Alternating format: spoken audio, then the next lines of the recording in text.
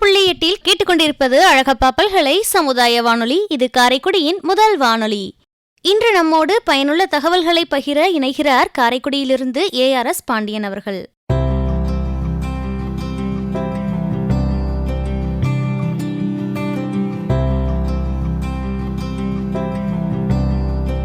அறிவோம் மூலிகை தகவலுக்காக காரைக்குடியிலிருந்து ARS பாண்டியன். இன்று நாம் பார்க்க இருக்கின்ற மூலிகை அகத்திக்கீரை.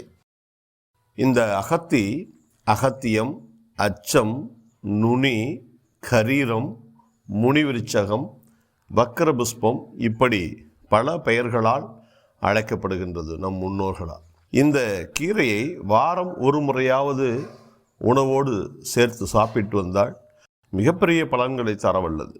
அதாவது கொழுப்பு குறையும், மலம் இழக்கும், சூட்டை தணிக்கும், தேக ஊறலை நீக்கும், சில நேரங்களில் பேதியை உண்டாக்கி உடலில் உள்ள அதாவது வயிற்றில் உள்ள கழிவுகளை அகற்றும், வாய் நாற்றம் நீக்கும், வாய் புண்ணை போக்கும், சொரிசிரங்கு, அரிப்பு முதலிய தோல் நோய்களை குணமாக்கும், நரம்புகளை வலுவடைய செய்யும், ஆண்மை பெருகும், இளமை நிரந்தரமாக இருக்கும், பெண்களுக்கு சூதக வலியை நீக்கும்.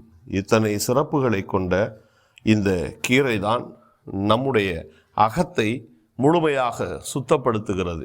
எனவே நம் முன்னோர்கள் இதற்கு அகத்தி என்று பெயரிட்டு அழைத்து வந்திருக்கின்றார்கள்.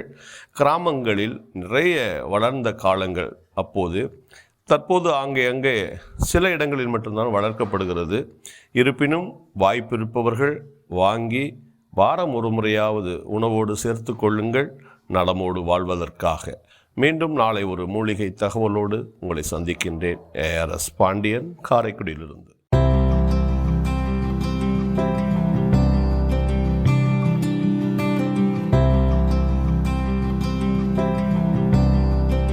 நாம் இணைந்திருப்பது அழகப்பா பல்கலை சமுதாய வானொலி. இது காரைக்குடியின் முதல் வானொலி. நல்லதொரு தகவல்களை நம்மோடு பகிர்ந்து கொண்ட காரைக்குடியை சார்ந்த ARS பாண்டியன் அவர்களுக்கு நம் அழகப்பா பல்கலை சமுதாய வானொலி 90.8 நன்றிகள்.